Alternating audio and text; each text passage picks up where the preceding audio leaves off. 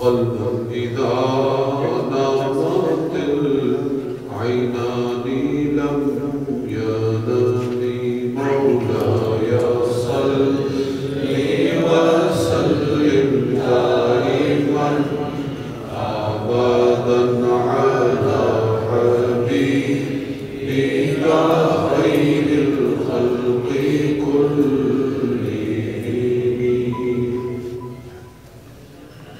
نحمده ونصلي ونسلم على رسوله الكريم. أما بعد فأعوذ بالله من الشيطان الرجيم. بسم الله الرحمن الرحيم. ما كان محمد أبا أحد من رجالكم ولكن رسول الله وخاتم النبيين. صدق الله العظيم. وقال الله تبارك وتعالى في كلامه: إن الله وملائكته يصلون على النبي يا أيها الذين آمنوا صلوا عليه وسلموا تسليما. اللهم صل على سيدنا محمد وعلى آل سيدنا ومولانا محمد وبارك وسلم. عزیزان گرامی، ختم نبوت کے حوالے سے نبی کریم حضور سرور دو عالم صلی اللہ علیہ وسلم کی چند احادیث مبارکہ مزید تحریر فرمائیں. آج عنوان بنائیں پہلا ختم نبوت اور شان مولا علی المرتضیٰ رضی اللہ عنہ. ختم نبوت اور شان مولا علی المرتضیٰ.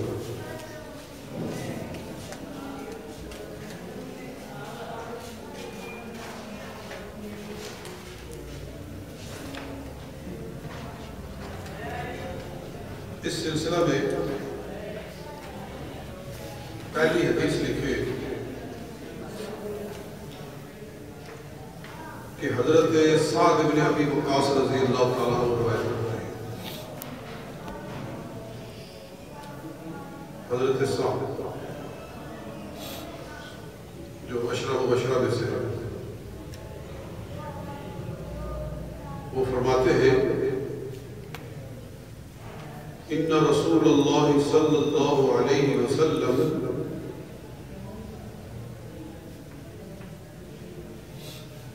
خرج الى تبوک.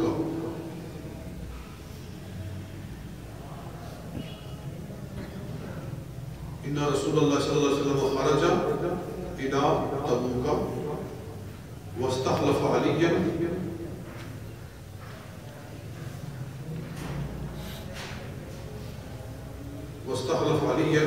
فقال: أتخلفني في الصبيان والنساء؟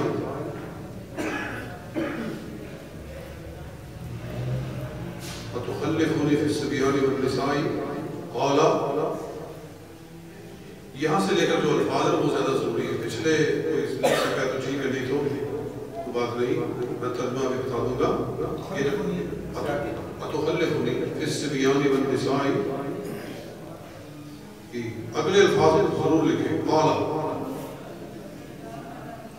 ألا ترضى أن تكون مني بمنزلة هارون. ألا ترضى أن تكون مني بمنزلة هارون من موسى إلا أنه ليس بعدي نبي.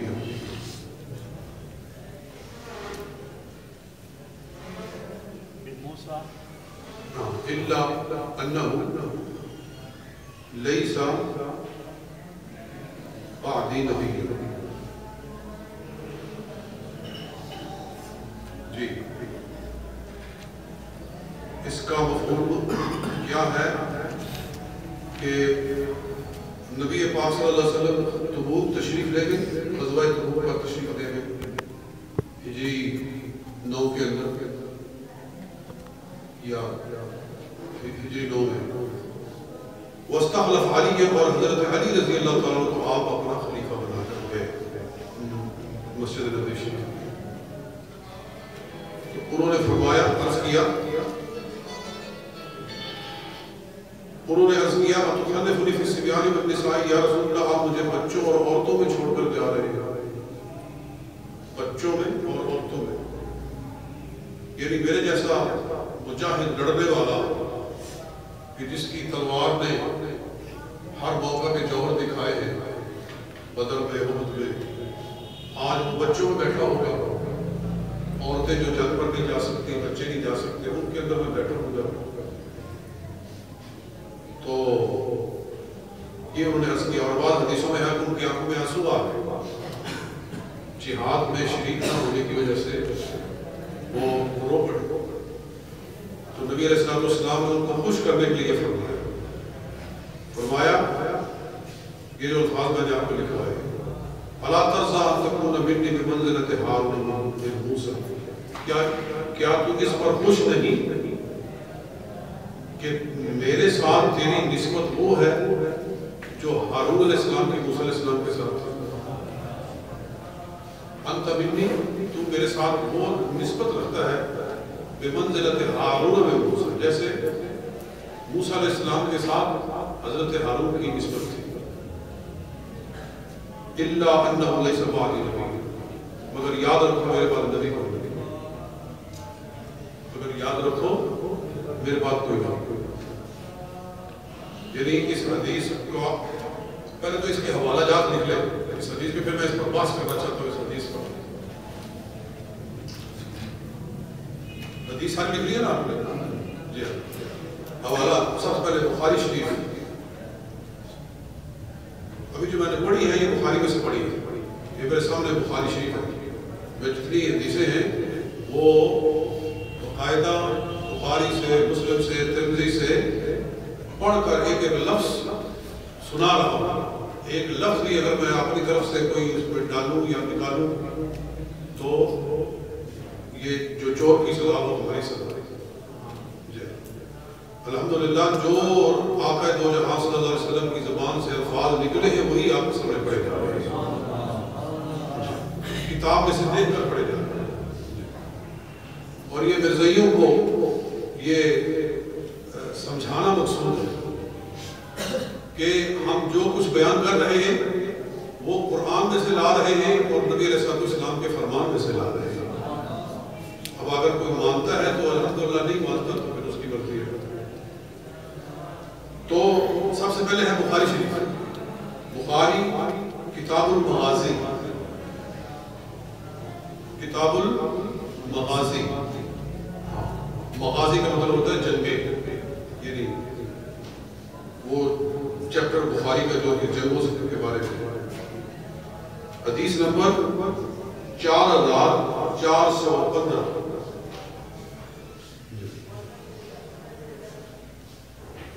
4415. دوسرا حوالہ ہے مسلم کتاب الفضائل،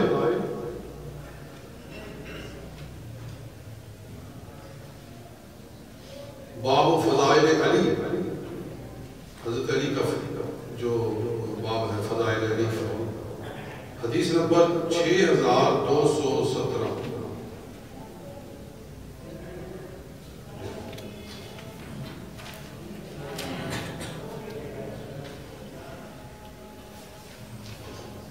اور مسلم میں الفاظ تھوڑے سے مختلف ہیں. بخاری میں ہے الا انہ لیس بعدی نبی، ابھی آپ کو میں نے لکھوایا ہے کہ میرے بعد نبی کوئی نہیں. اور مسلم میں الفاظ یہ ہیں الا انہ لا نبوت بعدی،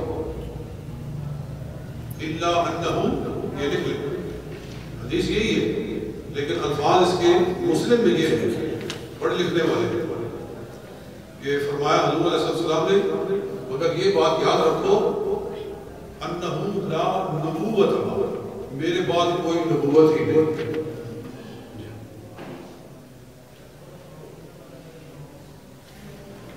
اور اس کے علاوہ یہ حدیث تقریباً 12 صحابہ کرام سے مروی ہے. ان میں لکھتے جائیں جابر بن عبداللہ،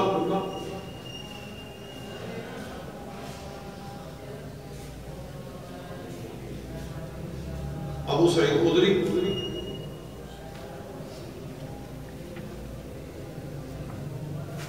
اسماء بنت امیس، اسماء بنت امیس، یہ سیاحیہ ہے،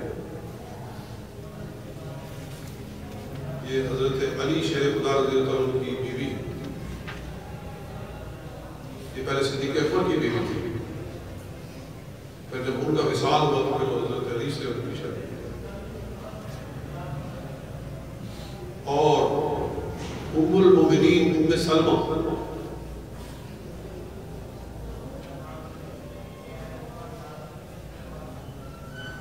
عبداللہ بن عباس، عبداللہ بن عمر،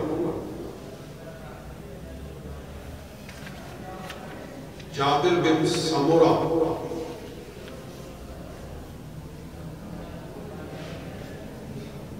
ابو ایوب انصاری، براء بن عازب، براء بن عازب، زید بن ارقم،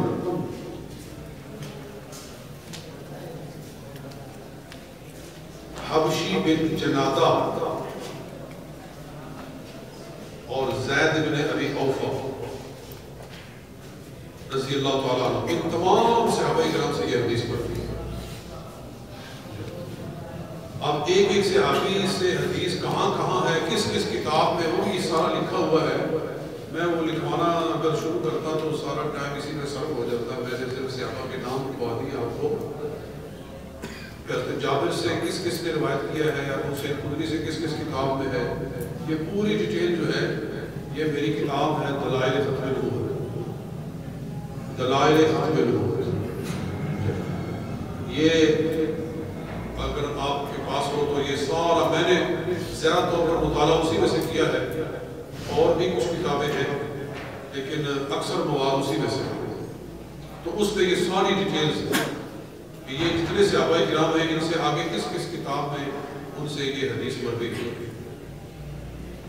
تو تقریباً 12 صحابہ کرام سے یہ حدیث مروی ہے۔ اس لیے ازالت الخفاء عن خلافت الخلفاء کے اندر شاہ ولی اللہ مدثری رحمۃ اللہ علیہ نے فرمایا ہے بلا شبہ یہ حدیث متواتر ہے۔ شاہ ولی اللہ نے اس حدیث کو ازالت الخفاء عن خلافت الخلفاء کے اندر حدیث متواتر کہا،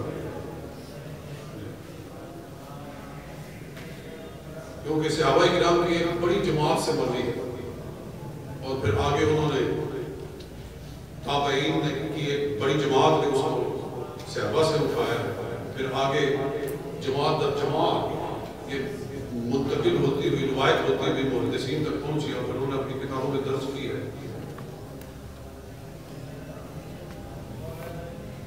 تو یہ حدیث بڑی عظیم الشان حدیث ہے، اس میں 3-4 چیزیں قابل غور ہیں۔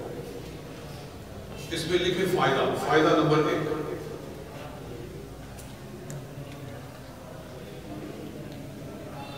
کہ یہ تبوک کے موقع پر یہ بات کیوں ارشاد فرمائی؟ آپ سن لیں مجھ سے کہ جب حضور صلی اللہ علیہ وسلم تبوک پر تشریف لے گئے تھے، پہلے حضور صلی اللہ علیہ وسلم نے حضرت علی کو کبھی اپنا خلیفہ نہیں بنایا تھا۔ اکثر و بیشتر آپ نبینا صحابی حضرت عبداللہ بن ام مکتوم رضی اللہ تعالیٰ کو اپنا خلیفہ بناتے تھے،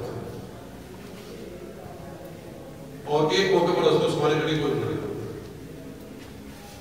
اور تبوک کے موقع پر یہ حضور صلی اللہ علیہ وسلم کی زندگی کی آخری جنگ تھی، یہ آخری غزوہ ہے سرکار، اس موقع پر آپ نے حضرت علی کو بنایا۔ تو حضرت علی رضی اللہ تعالیٰ عنہ جب روئے، جیسے میں نے پہلے بیان کیا، تو نبی علیہ السلام نے ان کو خوش کرنے کے لیے ارشاد فرمایا کہ دیکھ میرے ساتھ تیری آج وہ نسبت ہے جو موسیٰ علیہ السلام کے ساتھ حضرت ہارون علیہ السلام کے ساتھ کی تھی، کہ جب حضرت موسیٰ علیہ السلام تورات لینے کے لیے طور پر تشریف لے گئے تو اپنے مقام پر، اپنی جگہ پر پیچھے کس کو چھوڑ کر گئے تھے؟ حضرت ہارون علیہ السلام۔ قرآن میں ہے یا ہارون اخلفنی فی قومی واصلح ذات سبیل المفسدین، تو اپنی جگہ پر اپنے بھائی ہارون علیہ السلام کو چھوڑ کر گئے تھے۔ تو بالکل ہو بہو نقشہ بن گیا کہ حضرت موسیٰ علیہ السلام جا رہے ہیں اور اپنے پیچھے اپنے بھائی ہارون کو چھوڑ رہے علیہ السلام، اور حضور علیہ السلام جا رہے ہیں اور اپنے پیچھے اپنے چچا زاد بھائی مولا علی المرتضیٰ کو چھوڑ کر جا رہے ہیں۔ تو اس ساری سچویشن کو دیکھ کر ممکن تھا کہ کوئی حضرت علی المرتضیٰ کے بارے میں نبوت کا دعویٰ کر دیتا، ان کی نبوت کا دعویٰ کر دیتا کہ میں ان کو نبی مانتا ہوں، کہ اگر موسیٰ علیہ السلام اپنی جگہ پر اپنے بھائی ہارون کو چھوڑ کر جائیں تو وہ نبی ہیں، تو رسول اللہ صلی اللہ علیہ وسلم تو امام المرسلین ہیں، آپ تو امام الانبیاء ہیں، آپ کے پیچھے آپ کا بھائی آپ کی جگہ پر بیٹھے تو وہ نبی کیوں نہیں؟ تو رسول اللہ صلی اللہ علیہ وسلم نے فرمایا کہ سن لو، مولا علی میرا بھائی بھی ہے، میرا اس موقع پر میرا خلیفہ بھی ہے، ساری فضیلتیں اس کی ہیں، مگر اللہ تعالیٰ نے میرے بعد نبوت کا سلسلہ ہی بند کر دیا ہے۔ اب علی المرتضیٰ بھی ہو تو وہ بھی نبی بن سکتا نہیں، یعنی میرا داماد ہی ہو، میرا بھائی ہی ہو، اور باب مدینۃ العلم ہی ہو، اور جتنی فضیلتیں مولا علی المرتضیٰ کی ہیں سب مسلم ہیں، مگر سرکار نے فرمایا کہ میرے بعد چونکہ نبوت کا سلسلہ ہی لا نبوت بعد، فرمایا میرے بعد نبوت ہی کوئی نہیں، تو علی المرتضیٰ کیسے نبی بن سکتے؟ یہ آنے والے فتنے کو بند کیا کہ ممکن تھا کوئی ان کو نبی سمجھ لیتا، رسول اللہ صلی اللہ علیہ وسلم نے اس فتنے کا پہلے سے استباء فرمایا۔ تو یہ تو اس موقع پر یہ بات اس لیے ارشاد ہے، اور ایک اور لکھیں فائدہ دو کہ دیکھو صوفیاء کرام مشائخ اللہ تعالیٰ کے نیک بندے جب عبادات کرتے ہیں، خدا کا قرب حاصل کرتے ہیں، تو ان کے دل کو صفائی ملتی ہے، دل ان کا پاکیزہ ہوتا ہے، اور ان کے دل پر انوار و تجلیات برستے ہیں، اور پھر ان کو خدا تعالیٰ کی طرف سے خبریں ملتی ہیں۔ بلکہ مولا علی قاری نے لکھا ہے رحمۃ اللہ علیہ نے کہ جب بندہ مومن کا دل آئینے کی طرح صاف ہو جاتا ہے تو لوح محفوظ کی تحریر اس میں منعکس ہوتی ہے، وہ اپنے دل پر نظر ڈالتا ہے تو اس میں لوح محفوظ کی تحریر نظر آتی ہے، جو کچھ وہاں لکھا ہوا ہے وہ اسے اپنے دل میں نظر آتا ہے۔ تو جب اس مقام تک تو بندہ پہنچتا ہے تو شیطان اس کو پھسلاتا ہے، شیطان اس کو گمراہ کرتا ہے، تو اتنا قریب ہو گیا ہے، تیرے تو دل پر انوار اترنے لگے، اب تجھے تو خبریں غیب کی حاصل ہونے لگی ہیں، تو ممکن ہے کہ اس کو شیطان وسوسہ ڈالے اور اس کو کہے کہ تو نبوت کا دعویٰ کر دے، تو رسالت کا دعویٰ کر دے، اللہ سے پیغامات کے حصول کا دعویٰ کر دے، مگر رسول پاک صلی اللہ علیہ وسلم سمجھا رہے ہیں کہ علی المرتضیٰ بھی نبی بن سکتا نہیں، حالانکہ علی المرتضیٰ وہ ہے کہ اکثر سلاسل ولایت ان پہ جا کر ختم ہوتے ہیں، اکثر اولیاء اللہ کے جو سلسلے ہیں ولایت کے وہ حضرت علی پر جا کر ختم ہوتے ہیں، منبع ولایت ان میں فرمایا جاتا ہے، منبع ولایت۔ تو جب وہ کہ جس سے ولایت کے چشمے جاری ہوئے اس کو رسول پاک صلی اللہ علیہ وسلم نے کہہ دیا کہ تو بھی نبی نہیں بن سکتا، تو ان سے فیض لینے والا کوئی شخص قیامت تک چاہے 1000 واسطوں کے بعد آئے وہ نبی کیسے بن سکتا ہے جبکہ چشمے کا مالک نبی نہیں بن سکتا، کہ جس چشمے سے پھوٹنے والا فیض لوگوں کو حاصل ہوتا ہے تو لوگ ولایت کا درجہ پاتے ہیں۔ یہ حضرت علی کو مثال کے طور پر اس لیے سامنے رکھا گیا کہ الہامات کے حاصل ہونے سے کوئی نبی نہیں بن سکتا۔ مرزا قادیانی کو یہی اس نے دھوکہ دیا، حالانکہ اس کو کوئی الہام وغیرہ کچھ نہیں ہوتا تھا، بس کہتے ہیں اس پر الہام ہوتا ہے، تو کثرت الہامات کو میں نے نبوت کا لفظ دے دیا ہے۔ اس کی کتابوں میں جگہ جگہ لکھا ہوا ہے کہ کثرت معلومات اللہ تعالیٰ میرے ساتھ کرتا ہے، اس لیے بس یہی نبوت اور کچھ نہیں میرے پاس۔ تو نبی پاک صلی اللہ علیہ وسلم یہی سمجھا رہے ہیں کہ چاہے کوئی کتنا ہی قرب الہی حاصل کر لے، کتنا ہی پرواز کر لے، اور وہ بہت ہی مقرب بن جائے، کیا مولا علی المرتضیٰ کی شان کو پہنچ سکتا ہے؟ مولا علی المرتضیٰ کی تو شان ہی بڑی ہے، بات درمیان میں آ گئی، وہ تو رسول اللہ صلی اللہ علیہ وسلم کے انتہائی مقرب ہے، سرکار کے خلیفہ ہیں، آپ کے داماد ہیں، آپ کے بھائی ہیں۔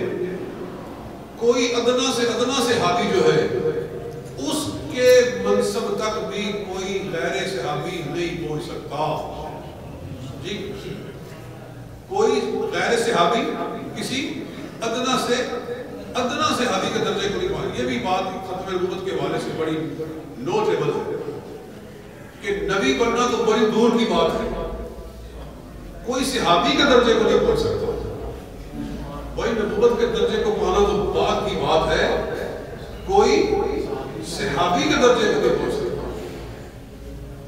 اور شیخ حضرت مجدد الفسانی رحمۃ اللہ تعالیٰ علیہ آپ نے لکھا ہے مکتوبات شریف کے اندر، آپ فرماتے ہیں کہ اویس قرنی بڑی شان کے مالک ہیں، سید التابعین ہیں، تابعین میں سے بہت بڑی فضیلت رکھتے ہیں۔ اویس قرنی اتنی بڑی شخصیت کہ حضور علیہ السلام نے مولا علی المرتضیٰ کو اور حضرت عمر فاروق کو فرمایا تھا کہ اگر اویس قرنی سے ملاقات ہو جائے تو اس سے میری امت کے لیے بخشش کی دعا کروانا۔ یہ مسلم میں ہے، فرمایا کہ اگر اویس بن عامر سے ملاقات ہو جائے تو اس سے کہنا، میرا پیغام دینا کہ میری امت کی بخشش کی دعا کرے۔ اتنی بڑی فضیلت، اتنا بڑا درجہ، اتنا بڑا مقام، مگر مجدد الفسانی فرماتے ہیں کہ اویس قرنی بھی چونکہ صحابی نہیں ہے، وہ تابعی ہے، آپ فرماتے ہیں ادنا سے ادنا صحابی کے درجے کو اویس قرنی نہیں پا سکتا، ادنا سے ادنا صحابی کے درجے کو اویس قرنی نہیں پا سکتا، حالانکہ ان کا بہت بڑا درجہ ہے، مگر صحابی کے درجے کو کوئی غیر صحابی نہیں پہنچ سکتا۔ یہ بڑی بات ہے، اور اس پر تو حدیث ہے، نص ہے، بات پوری طرح کہ حضور علیہ السلام نے فرمایا کہ لو انفق احدکم مثل احد ذهبا ما بلغ مد احدکم ولا نصیفہ۔ یہ بخاری اور مسلم دونوں کی متفق علیہ حدیث ہے، بخاری میں بھی ہے، مسلم میں بھی ہے۔ سرکار نے ارشاد فرمایا، ابو سعید خدری سے مروی ہے کہ اگر تم میں سے کوئی آدمی احد پہاڑ کے برابر سونا خرچ کرے تو وہ میرے صحابی کے ایک مد جو یا آدھا مد جو خرچ کرنے کے برابر بھی نہیں ہو سکتا۔ جی آج کوئی آدمی احد پہاڑ کے برابر سونا خرچ کر رہے تو وہ صحابی کے آدھا مد جو یعنی 2 سیر جو کے برابر نہیں ہو سکتا۔ اور احد پہاڑ دیکھا کسی نے؟ آپ جو عمرے پر حضرات شریف لے گئے، کتنا بڑا ہے؟ میرا خیال ہے آج ساری دنیا کا سونا اکٹھا کریں تو اتنا نہیں ہے جتنا احد پہاڑ ہے، 2.5 کلومیٹر چوڑا ہے، ماشاءاللہ، تو میلوں میں پھیلا ہوا ہے احد پہاڑ۔ اتنا سونا تو ہے ہی دنیا میں، مگر حضور صلی اللہ علیہ وسلم بالفرض فرما رہے کہ اتنا سونا اگر راہ خدا میں کوئی خرچ کر دے اور میرا صحابی عدل ایک مد جو یا آدھا مد جو یعنی قریباً 2 کلو یا 3 کلو جو اللہ کی راہ میں خرچ کر دے تو میرے صحابی کی یہ نیکی احد پہاڑ کے برابر کسی غیر صحابی کی نیکی سے بھی بہت بلند ہوتا ہے۔ معلوم ہوا کہ یہ تو حضور نے مثال دی ہے ایک نیکی کی، یعنی ساری امت کی نیکیاں ایک طرف اور صحابی کی ادنا نیکی نہیں برابر ہو سکتا۔ تو یارو جب صحابی کے درجے کو کوئی نہیں پہنچ سکتا تو وہ جو سارے صحابہ کا آقا و مولا ہے اس کے درجے کو کون جا سکتا ہے؟ نبوت کے درجے کا فرق ہے. صحابہ جو ہیں صدیقین ہیں. صحابہ کون ہیں؟ صدیقین. اور صدیقین کا درجہ نبوت کے بعد ہے. انعم اللہ علیہم من النبیین والصدیقین والشہداء والصالحین. سارے صحابہ صدیق ہیں مگر ابو بکر صدیق اکبر ہیں سارے صدیق مگر وہ کیا ہے؟ وہ صدیق اکبر ہے. وہ سب سے بڑے صدیق ہیں اور ہر صحابی صدیق ہے. تو صدیقین کے درجے کو کوئی نہیں پہنچ سکتا تو نبیین کے درجے کو کون پہنچ سکتا ہے؟ یہ سمجھنے والی بات ہے. تو اس حدیث میں مولا علی اور مرتضیٰ شیر خدا رضی اللہ عنہ کی مثال اس لیے دی ہے. اور ایک فائدہ اور لکھے، فائدہ نمبر 3، وہ یہ ہے کہ مرزائی بھی کہتے ہیں کہ حضور علیہ الصلوۃ والسلام اس لحاظ سے آخری نبی ہے کہ آپ کوئی شریعت والا نبی نہیں آ سکتا. صاحب شریعت نبی نہیں آ سکتا. تشریع کہتے ہیں، تشریع نبی نہیں آ سکتا. اچھا، اور خاتم النبیین لکھ کر لوگوں کو گمراہ بھی کرتے ہیں. یہ مجھے آج کچھ ساتھی بتا رہا تھا کہ یہاں لاہور میں شیزان کی بہت بڑی فیکٹری ہے. اس کے باہر انہوں نے یہ پوری آیت لکھی ہوئی ہے، ماں کانا محمد النبا حضرت مولا رسول اللہ و خاتم النبیین. انا خاتم النبیین. اچھا، اس طرح کی وہ ساری پڑھتے ہیں، لکھتے ہیں. اس کا مطلب کیا لیتے ہیں؟ مطلب یہ لیتے ہیں کہ حضور آخری نبی ہے اس لحاظ سے کہ شریعت آخری ہے، کہ آخری شریعت حضور کی ہے اور شریعت والا نبی آخری حضور علیہ السلام ہے. آپ کے بعد کوئی شریعت والا نبی نہیں آ سکتا. صاحب شریعت نبی نہیں آ سکتا. نیا قانون نہیں لائے گا، نئی شریعت نہیں آئے گی، نئی کتاب نہیں آئے گی. یہی قرآن رہے گا، یہی شریعت رہے گی. مگر جس طرح موسیٰ علیہ السلام کی شریعت کی تبلیغ کے لیے اللہ تعالیٰ نے ہزاروں انبیاء بھیجے تھے. وَلَقَدْ آتَيْنَا مُوسَى الْكِتَابَ وَقَفَّيْنَا مِن بَعْدِهِ بِالرُّسُلِ. اللہ تعالیٰ ارشاد فرماتا ہے کہ شریعت تو موسیٰ علیہ السلام کی چلتی رہی مگر اس شریعت کو جاری رکھنے کے لیے، اس شریعت کو نافذ کرنے کے لیے اللہ تعالیٰ نے ہزاروں انبیاء بھیجے. تو موسیٰ علیہ السلام کی شریعت کی تبلیغ کے لیے اگر انبیاء آ سکتے ہیں، یہ مرزائیوں کا پوائنٹ آف ویو ہے، تو وائی ناٹ کہ رسول پاک صلی اللہ علیہ وسلم کی شریعت کی تبلیغ کے لیے نبی کیوں نہیں آ سکتے؟ وہ لوگوں کو اس طرح دھوکہ دیتے ہیں. تو لا نبی آبادی بھی لکھ کر لگایا ہوا ہے، خاتم النبیین بھی لکھ کر لگایا ہوا ہے. اور مطلب ان کا یہ ہے کہ اب کوئی شریعت والا نبی نہیں آ سکتا کیونکہ شریعت بس حضور کی ہے. تو سنیے، حضور علیہ السلام مولا علی اور مرتضیٰ کی نبوت کی نفی کر رہے ہیں. تو ظاہر ہے کہ اگر وہ نبی ہوتے بھی تو شریعت تو نہ لاتے نا. شریعت تو حضور کی آخری ہے. تم بھی مان رہے ہو کہ شریعت تو سرکار کی آخری ہے. اگر مولا علی اور مرتضیٰ نبی بنتے بھی تو وہ غیر تشریعی ہوتے نا. کوئی شک ہے اس میں؟ شریعت تو سب نے مان لیا کہ شریعت تو سرکار کی ہی آخری شریعت ہے. تو حضرت علی اگر نبی بنتے تو وہ غیر تشریعی بنتے، حضور ہی کی شریعت کی تبلیغ کرتے، حضور ہی کی کتاب کو لے کر چلتے.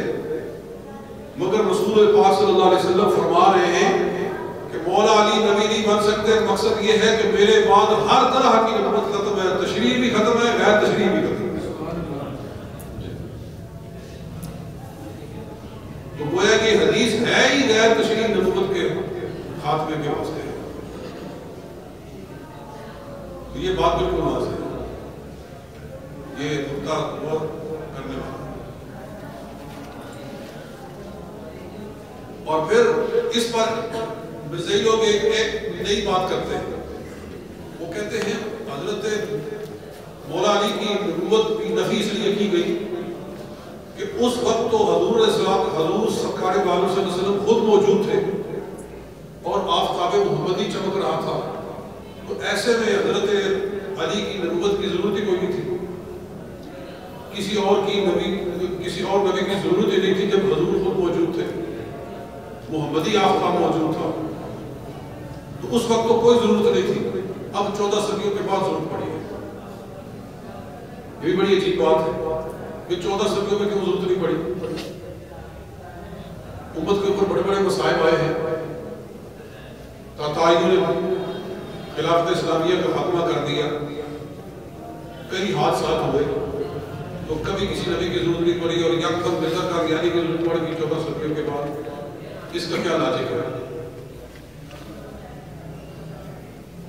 لیکن کہنے کی بات میں یہ اثر آ رہا تھا، وہ کہتے ہیں کہ جب حضور خود موجود تھے تو اس لیے حضرت علی کی نبوت کی بھی نفی کر دی گئی، حضرت عمر کی بھی نفی کر دی گئی، فلاں کی بھی نفی کر دی گئی۔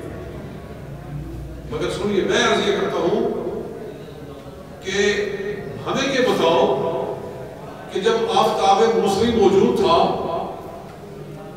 تو ہارون علیہ السلام کو نبی بنانے کی کیا ضرورت تھی؟ جی، موسیٰ علیہ السلام شریعت لے کر آئے ہیں، کتاب لے کر آئے ہیں، صاحب کتاب ہے، صاحب شریعت ہے، وہ شریعت لے کر آئے ہیں کہ جس کی تبلیغ کے لیے اللہ تعالیٰ نے ہزاروں انبیاء بھیجے ہیں۔ جب وہ خود موجود ہیں تو ان کی موجودگی میں کسی اور نبی کی کیا ضرورت تھی؟ موسوی آفتاب کے ہوتے ہوئے حضرت ہارون کو نبی کیوں بنایا گیا؟ وہی نبی اس لیے بنایا گیا کہ جب نبوت کا سلسلہ چل رہا تھا تو ایک نبی کو اٹھایا نہیں جاتا تھا جب تک کہ اس کی موجودگی میں دوسرا نبی بھیج نہیں دیا جاتا تھا، مگر جب نبوت کا سلسلہ ختم ہو گیا تو رسول پاک صلی اللہ علیہ وسلم نے فرمایا اب علی بھی آ جائے تو نبی نہیں بن سکتا۔ تو یہ بات سمجھ لو۔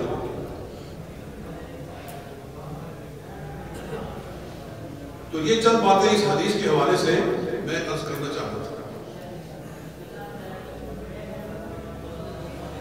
اب آپ ایک اور عنوان بتائیں، ختم نبوت اور 30 کذاب، اس کتاب چند حدیث ہے۔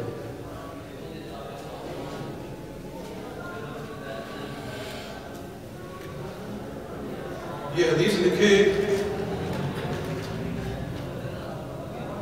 ابو داؤد شریف میں سے،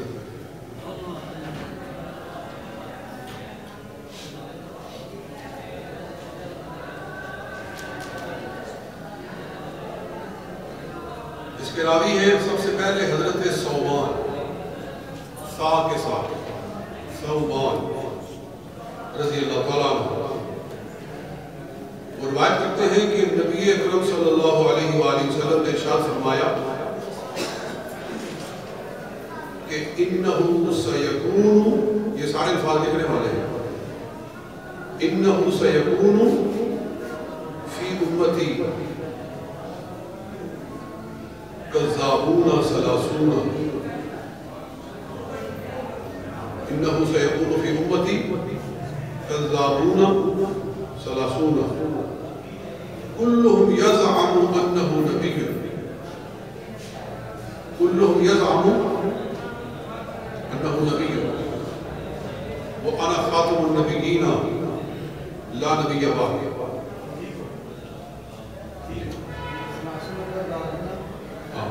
کلہم یزعم انہو نبی وانا خاتم النبیین لا نبی بعد۔ یہ الفاظ لکھ لیں، کیا لکھیں؟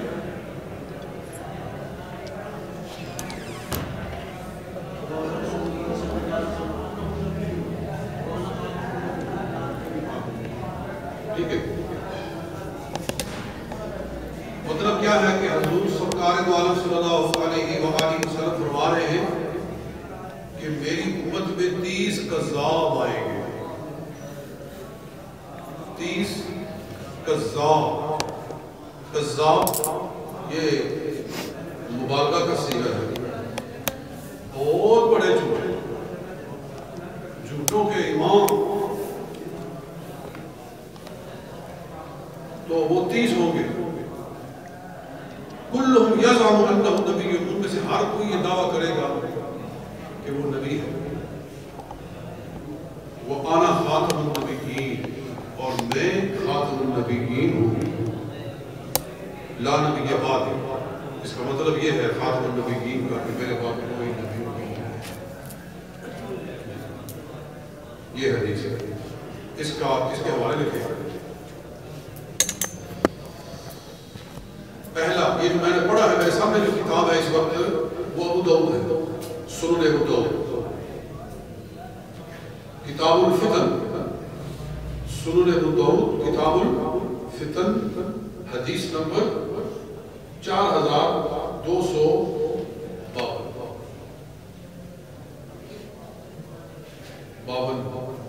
یعنی 52۔ اس کے علاوہ اور لکھیں ترمذی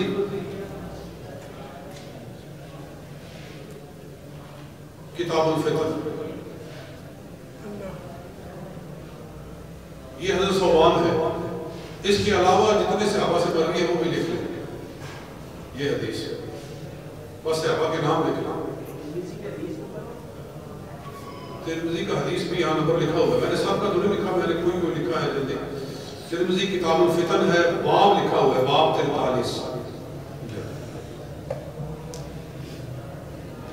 اچھا، اس کے علاوہ جو صحابہ کرام اس حدیث کو روایت کرتے ہیں ان کے نام ابو ہریرہ رضی اللہ عنہ،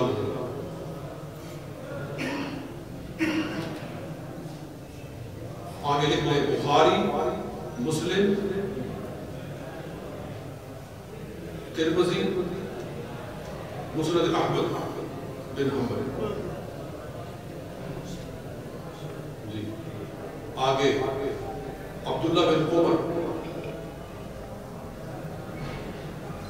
آگے لکھ لیں مسند احمد،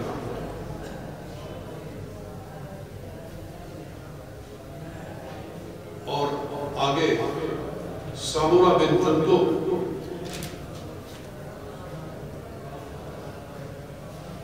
اس کے آگے لکھیں مسند احمد، سارا مسند احمد چل رہا ہے۔ حذیفہ بن یمان، یہ بھی صحابی ہے رضی اللہ عنہ، رضی اللہ عنہ۔ ان کے آگے لکھ لیں طبرانی اوسط، طبرانی اوسط، اور اس کے علاوہ مسند بزار،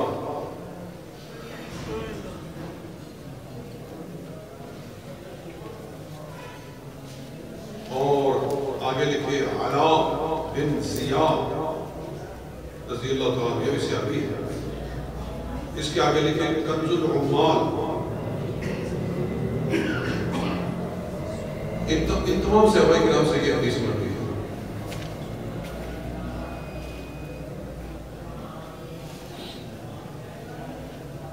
تو مطلب ہے کہ یہ حدیث بھی کثیر صحابہ کرام نے روایت کی ہے۔ تو اس حدیث پہ بھی تھوڑا سا غور کرنا چاہیے دوستو، کہ دیکھو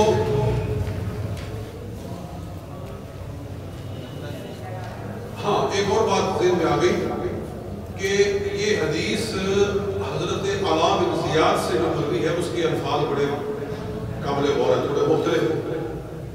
سرکار فرماتے ہیں، پچھلے الفاظ اسی طرح سے ہے کہ قیامت نہیں آئے گی جب تک کہ 30 کذاب دجال نہیں آئے گی، حتی یخرج 30 کذابون دجالون، 30 بڑے کذاب اور دجال۔ دجال کا مطلب ہوتا ہے یہ دجل سے، یعنی فریبی، دجل کرنے والے، فریب کرنے والے، دھوکہ دینے والے 30 بڑے شخص آئیں گے۔ کلہم یزعم انہ نبی، ہر کوئی کہے گا کہ وہ نبی ہے۔ فمن قال فاقتلوہ، تو جو ایسا کہے اس کی سزا یہ ہے اسے قتل کرو۔ ومن قتل منہم احدا فلہ الجنۃ، اور جو کسی ایسے شخص کو قتل کرے گا اس کے لیے جنت ہے۔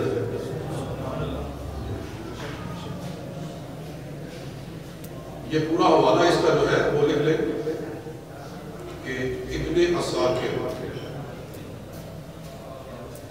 امام ابن عساکر، ان کی کتاب ہے تاریخ دمشق، اس کو ابن عساکر بھی کہہ دیتے ہیں، تاریخ دمشق، اصل نام اس کا تاریخ دمشق ہے جی۔ بحوالہ کنز الاموال، یہ اصل میں اموال ہے، کنز الاموال بر حاشیہ مسند احمد بن حنبل، جلد نمبر 6 صفحہ نمبر 3۔ اچھا، تو نبی پاک صلی اللہ علیہ وسلم کیا فرما رہے ہیں کہ میرے بعد کیا آپ کو لفظ ہے صفحہ نمبر 3 کہ میرے بعد 30 بڑے بلند درجے کے جھوٹے فراڈیے اور یعنی جن کو جھوٹ کے اندر بڑی مہارت ہو، جھوٹ پہ جھوٹ بولے، زندگی جھوٹ بولے، ایسے کتنے ہوں گے؟ 30، اور ہر کو کہے گا کہ میں نبی ہوں۔ اور سن لو، انا خاتم النبی، سرکار فرما رہے کہ میں خاتم النبیین ہوں، لا نبی بعدی، میرے بعد کوئی نبی نہیں ہے۔ یہاں امام ابن حجر مکی رحمۃ اللہ تعالیٰ علیہ نے سوال کیا ہے اپنی کتاب فتح الباری شرح بخاری کے اندر کہ جھوٹے دعوے داران نبوت تو سینکڑوں آئے ہیں، مدعیان نبوت تو بہت آئے ہیں، سینکڑوں آئے ہیں، تو یہ 30 کیوں سرکار نے فرمایا؟ یہ تو کئی 30 ہیں، اس کی کیا وجہ ہے کہ سرکار نے صرف 30 کا نام دیا ہے؟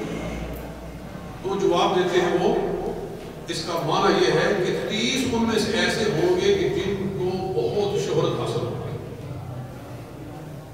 کئی تو ہوں گے دعوے نبوت کریں گے مگر ان کا فالوور کوئی نہیں ہوگا، کوئی ایک آدھا ہو گیا، 2 3 ہو گئے، 4 ہو گئے، 10 ہو گئے، بس، کیونکہ کئی پاگل گزرے ہیں تاریخ کے اندر کہ دماغ ان کا خراب ہوا اور انہوں نے دعوے نبوت کر دیا۔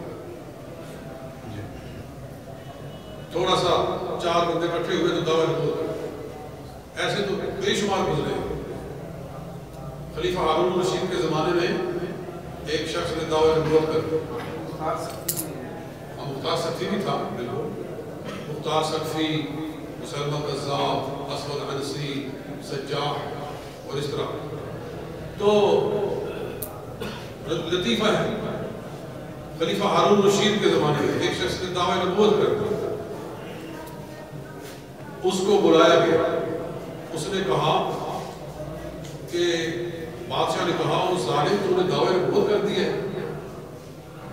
اِلَى مَنْ أُرْسِلْتَ، تجھے کس کی طرف بھیجا گیا؟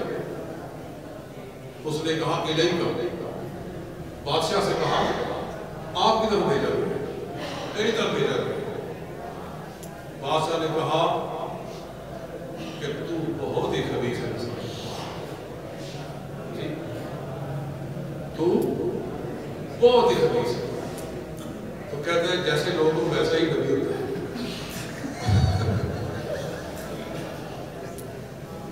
تو اس طرح کے بیوقوف لوگ بھی ہزاروں آئے،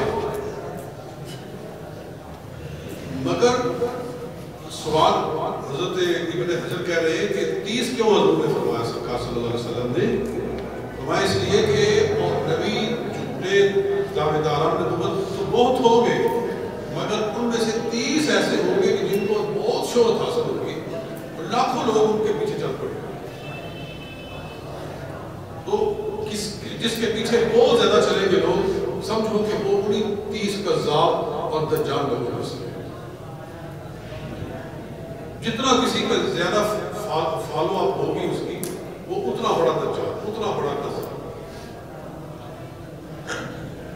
تو اس لیے یہ جو کہتے ہیں نا کہ دیکھو اگر ہم جھوٹے ہیں تو ہمارے اتنے فالوورز کیوں ہیں، اتنی ہماری وہ شہرت کیوں ہے، اتنا ہم پھیل کیوں رہے ہیں، یہ بھی ایک وسوسہ ان کو ہے۔ وہ کہتے ہیں جی اگر ہم جھوٹے ہوتے تو آج تک اللہ تعالیٰ ہمیں پکڑ کیوں نہ لیتا، آج تک ہم جو ہے وہ اللہ کی پکڑ میں کیوں نہ آ جاتے، اتنے پھیل گئے، اتنے پھیل گئے۔ تو سمجھ لو کہ جس جھوٹے نبی کے جتنے زیادہ فالوورز ہیں وہ اتنا بڑا دجال ہے، حدیث پاک کی روشنی میں۔ آج ہم جب کہتے ہیں نا مرزا قادیانی قذاب دجال، تو مرزائی کہتے ہیں کہ جی کچھ اخلاق ہونا چاہیے، کچھ تہذیب ہونی چاہیے. آپ تہذیب سے باہر نکل جاتے ہیں، اخلاق سے بات کریں. تو میں کہتا ہوں کہ نبی اکرم صلی اللہ علیہ وسلم نے یہی لفظ بولا کہ جس کے بہت فالوورز ہوں گے، جس کے بہت زیادہ پیروکار ہوں گے، وہ قذاب ہے، دجال ہے. تو ہم مجبور ہیں کہ یہی تہذیب ہے. رسول پاک صلی اللہ علیہ وسلم نے جو کچھ فرمایا ہے وہ تہذیب ہی تہذیب ہے. بلکہ یہاں ایک حدیث میں آپ کو سناؤں، بہت بڑی معنی افروز ہے. حضرت ابو بکر رضی اللہ تعالیٰ عنہ، ایک صحابی ان کا نام ہے حضرت ابو بکر رضی اللہ تعالیٰ عنہ، وہ فرماتے ہیں کہ صحابہ کرام مسجد نبوی میں بیٹھ کر مسلمہ قذاب کے بارے میں باتیں کر رہے تھے. صحابہ کرام مسلمہ قذاب کے بارے میں باتیں کر رہے تھے. تو رسول پاک صلی اللہ علیہ وسلم تشریف لے آئے.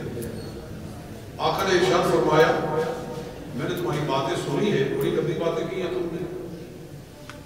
آپ نے فرمایا اتنی لمبی باتیں کرنے کی کیا ضرورت ہے، سیدھا کہو کہ مسلمہ قذاب 29 قذاب لوگوں میں سے ہے جو میرے پاس ظاہر ہونے والے ہیں. وسیدہ کہو کہ انہم من القذابین الثلاثین الذین یخرجون من بعدی، کہ وہ 29 قذاب لوگوں میں سے ہے جو میرے بعد ظاہر ہونے والے ہیں. اس کا حوالہ لکھو مسند احمد بن حنبل،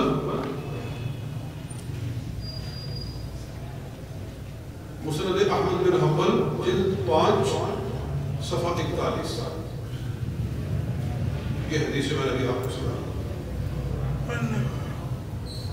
تو مطلب کیا ہوا کہ جب بھی کوئی ایسا شخص ظاہر ہو تو سرکار فرما رہے سیدھا کہو کہ وہ 30 قذاب دجال میں پاس ہے. اب مرزا قادیانی اس زمرے میں آتا ہے کہ نہیں آتا تو آپ خود فیصلہ کر لیں.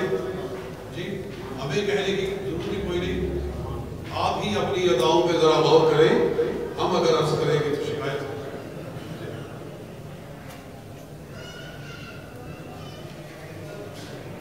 اور اس حدیث کے اندر یہ لفظ بڑا قابل غور ہے. آپ نے توجہ شاید کی ہے کہ نہیں کہ آقا کیا فرما رہے ہیں صلی اللہ علیہ وسلم. یہ حدیث ابھی میرے سامنے پڑی ہوئی ہے کہ انہو سیکون فی امتی، انہو سیکون فی امتی، یہ 30 قذاب جو آئیں گے میری امت میں سے. مطلب یہ ہے کہ وہ اپنے آپ کو امتی بھی کہیں گے، امت سے باہر نہیں نکلیں گے. یہ نہیں کہیں گے کہ ہم حضور علیہ السلام کی امتی نہیں ہے، امتی بھی بنیں گے اور پھر دعوی نبوت بھی کریں گے. مرزا قادیانی بھی یہی کہتا تھا کہ میں امتی نبی ہوں، میں امتی بھی ہوں، نبی بھی ہوں. جیسے کہ یہ غلطی کے ازالہ کے دوست نے کہا کہ ایک وہ آیا جو امتی بھی ہے اور نبی بھی ہے. تو نبی علیہ السلام یہی فرما رہے ہیں کہ وہ امت سے باہر نہیں نکلنے کی کوشش کریں گے، امت میں رہ کر دعوی نبوت کریں گے. اس لیے آقا فرما رہے کہ ان سے بڑا کوئی قذاب ہے. یہ چیز بھی نوٹیبل. اور اس کے علاوہ نبی علیہ السلام فرما رہے کہ یزعم انہ نبی، ہر کوئی ان میں سے سمجھے گا کہ وہ نبی ہے. یعنی نبوت کا دعویٰ جس بھی انداز میں کوئی کرے، چاہے وہ ذلی بنے، چاہے وہ بروزی بنے، چاہے وہ تشریح بنے، غیر تشریح بنے، بس نبی ہونے کا دعویٰ کرے تو سمجھ لو کہ یہ انہی قذاب دجال لوگوں میں سے. تو الحمدللہ حق تو اس قدر واضح ہے کہ کوئی شک شبہ کی گنجائش ہے ہی نہیں. بس اگر کسی کے دماغ میں بات آ جائے، دل میں اتر جائے، شاید کہ تیرے دل میں اتر جائے میری بات، اللہ تعالیٰ کسی کو ہدایت عطا فرما. تو اب ایک میں اور عنوان شروع کرنا چاہتا ہوں، لیکن ٹائم کیا ہو گیا؟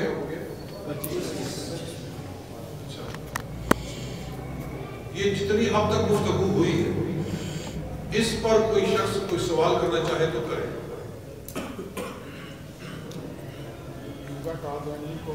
ہاں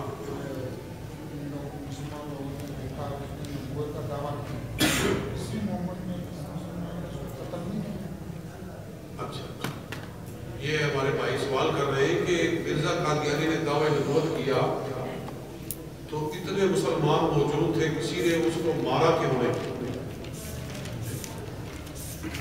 تو بھائی وہ برٹش امپائر کی حفاظت میں تھا،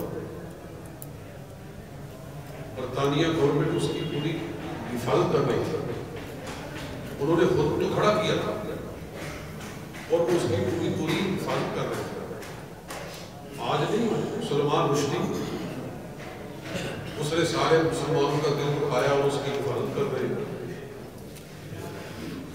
تو یہ شروع سے کرتے رہے اور اسی لیے تو وہ حج پر نہیں گیا مرزا قادیانی، حالانکہ دعویٰ اس نے کیا کہ میں عیسیٰ ہوں، میں عیسیٰ ہوں. تو اگر تو عیسیٰ ہے تو حضرت عیسیٰ علیہ السلام کی باقی نشانیاں تو تیرے اندر پائی ہی نہیں جا سکتی، لیکن یہ تو پائی جا سکتی تھی کہ حضور صلی اللہ علیہ وسلم نے فرمایا کہ حضرت عیسیٰ علیہ السلام جب تشریف لائیں گے واپس زمین پر تو میرے روضہ پر آئیں گے اور مجھے سلام کہیں گے، میں ان کو سلام کا جواب دوں گا. اور سرکار نے فرمایا یدفن معی فی قبری، میرے ساتھ میری قبر میں ان کو دفنایا جائے گا اور فج روحا سے احرام باندھیں گے اور میری قبر پر آئیں گے، سلام کہیں گے، میں سلام کا جواب دوں گا. تو اور کچھ نہ کرتا تو اتنا تو کرتا کہ کم از کم روضہ رسول پہ جاتا اور سلام کرتا تو کہنے کا اس کو کم از کم اتنا تو وہ موقع ہوتا کہ لو جی میں آ گیا. لیکن اس کو یہ بھی اللہ تعالیٰ نے کرنے نہیں دیا اور اس وقت علماء نے کہہ دیا تھا کہ لکھ لو یہ حج پر نہیں جا سکتا، یہ ہندوستان سے باہر نہیں نکل سکتا، کیونکہ اگر نکلتا تو مسلمان اس کے ٹکڑے کر دیتے. تو وہ ان کی حفاظت میں رہا، حفاظت میں مر گئے. تو باہر اللہ تعالیٰ مسلمانوں پر رحم و کرم. کوئی اور سوال ہے؟ آپ نے بیان کیا نا اس سے شیعہ حضرات حضرت علی کی خلافت بلافاصلہ سے ثابت کرتے ہیں. ہاں بالکل بالکل وہ بھی سوال ہے. آپ کو پوچھنا چاہتے ہیں؟ جی وہ آپ نے فرمایا تھا کہ قادیانی نے ملتے نہ خود اقرار کیا اپنے منہ سے وہ حضور پاک کی نبوت کا جو منکر ہے وہ کافر ہے.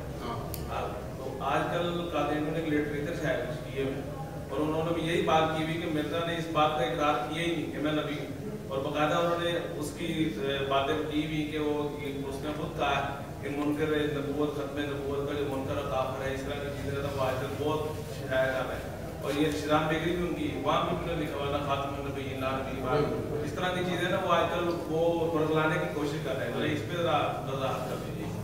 شروع میں بات ہوئی ہے، اس پر بات ہو گئی ہے کہ وہ لوگوں کو دھوکہ دے رہے ہیں کہ لا نبی یا بعد بھی کہہ رہے ہیں. اس کا مطلب یہ ہوتا ہے کہ میرے پاس شریعت والا نبی کوئی نہیں، وہ یہ معنی لیتے ہیں اس کا اور لوگ دھوکے میں آ جاتے ہیں کہ یہ بھی کہہ رہے ہیں کہ حضور کے بعد کوئی نبی، لیکن وہ سب دھوکہ ہے. اور جو حضرت صاحب نے علامہ محمد اشرف دہلوی دامت برکاتہ نے ارشاد فرمایا ہے کہ اس حدیث سے اس جو شیعہ ہیں وہ حضرت علی رضی اللہ تعالیٰ عنہ کی خلافت بلا فصل ثابت کرتے ہیں، حالانکہ اس کا خلافت بلا فصل سے بالکل کوئی تعلق نہیں. وہ وقتی خلافت تھی کہ حضور صلی اللہ علیہ وسلم تبوک پر جا رہے تھے تو اس کی آپ چند دن کے لیے حضرت علی کو اپنا خلیفہ بنا کر گئے تھے. وہ چند دن کی خلافت تھی، وہ کوئی مستقل خلافت نہیں تھی. اگر وہ مستقل خلافت ہوتی تو حضرت ہارون علیہ السلام کو موسیٰ علیہ السلام کے بعد موجود رہنا چاہیے تھا اور بعد میں ان کو خلیفہ بننا چاہیے تھا. حالانکہ وہ حضرت موسیٰ علیہ السلام کی موجودگی میں ہی فوت ہو گئے. ہارون علیہ السلام موسیٰ علیہ السلام کی موجودگی میں ہی فوت ہو گئے. تو لہذا وہاں خلافت بلا فصل کو مراد ہو ہی نہیں سکتی. وہاں کی خلافت کی بات ہے. ٹھیک ہے.